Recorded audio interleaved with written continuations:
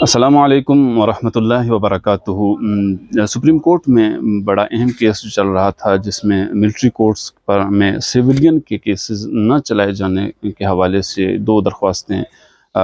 آئی ہیں، جس میں جسٹس جواد ایس خواجہ اور عمران خان صاحب کی طرف سے وکیل پیش ہو رہے ہیں، اور ان کا موقف یہ ہے کہ سیولین کا کیس ملٹری کورٹس میں نہیں چلنا چاہیے۔ اگر ہم اس کے بیک گراؤنڈ کو دیکھیں تو ایک تو پاکستان کا جو آئین ہے، قانون ہے، اس کے مطابق وہ لوگ کہ جنہوں نے فوجی تنصیبات پر حملہ آور ہوئے ہوں ان کا کیس ملٹری کورٹس میں چلایا جا سکتا ہے، یہ ہمارا آئین کہتا ہے۔ اور اس کے علاوہ عمران خان صاحب کے دور اقتدار میں، جب خود عمران خان صاحب وزیر اعظم ہیں جنہوں نے آج کل ملٹری کورٹس کے خلاف درخواست دی ہوئی ہے، ان کے دور اقتدار میں 25 لوگوں کو ملٹری کورٹس میں سزائیں ہوئیں، اور ان 25 لوگوں کے ساتھ المیہ یہ کہ عمران خان صاحب کے دور اقتدار میں ہی ان کو وکیل بھی مہیا نہیں کیے گئے۔ البتہ جو بینچ اس کیس کی سماعت کر رہا ہے وہ اگرچہ ابتدائی طور پر 9 رکنی بینچ تھا، اب اس میں ٹوٹ پھوٹ ہو چکی ہے کافی حد تک۔ تو ہیئرنگز کے سٹارٹ ہوتے ہی جسٹس جواد ایس خواجہ کے وکیل نے اور عمران خان صاحب کے وکیل نے یہ دلائل پیش کیے کہ ملٹری کورٹس میں سیولین کے کیسز نہیں چل سکتے۔ اس پر اٹارنی جنرل نے اور اس پر عمران خان صاحب کے وکیل اور جسٹس جواد ایس خواجہ کے وکیل نے بھی یہ بتایا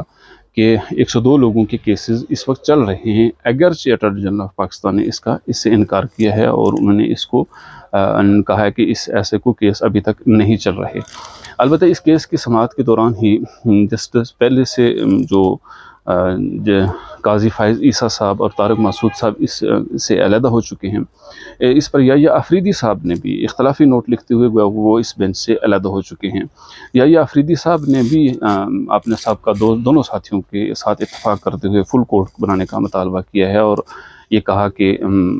یعنی اس صورت میں کہ جب فل کورٹ بنے گا جو بھی عدالت فیصلہ کرے گی اس پر عمل درآمد کرنا آسان ہو جائے گا۔ اس اختلافی نوٹ میں انہوں نے یہ بھی لکھا کہ عدلیہ کی ہم آہنگی ضروری ہے، اور جن دو ججز نے جسٹس طارق مسعود صاحب اور جسٹس قاضی فائز عیسیٰ صاحب نے بینچ کی تشکیل پر جو اعتراض کیا ہے اس کو چیف جسٹس صاحب سیریسلی لے کر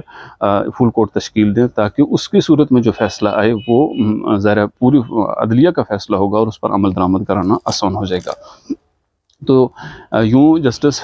یحییٰ آفریدی صاحب بھی اس سے علیحدہ ہو گئے۔ اس کے بعد جسٹس منصور علی شاہ صاحب جو تھے ان پر بھی چونکہ اٹارنی جنرل صاحب پاکستان کی طرف سے یہ اعتراض آیا تھا کہ جو درخواست دہندہ ہیں جسٹس جواد ایس خواجہ ان کے یہ رشتہ دار ہیں، لہٰذا ان کو بھی کیس نہیں سننا چاہیے۔ اس صورت میں جسٹس منصور علی شاہ بھی علیحدہ ہو گئے، اور انہوں نے اختلافی نوٹ لکھا چیف جسٹس کے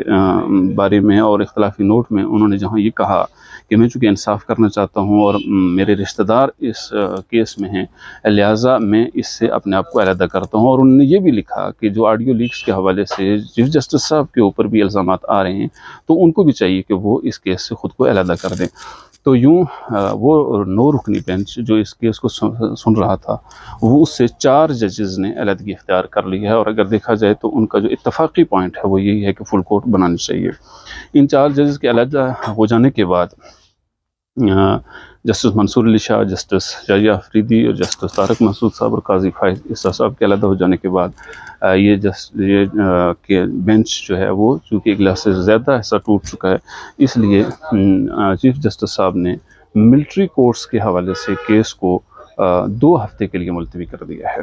اب 2 ہفتے کے ملتوی کرنے میں کوئی تاریخ نہیں دی گئی، اس لیے بہت سے مبصرین کا خیال ہے کہ شاید ہی اب یہ کیس دوبارہ سماعت کے لیے لگ سکے۔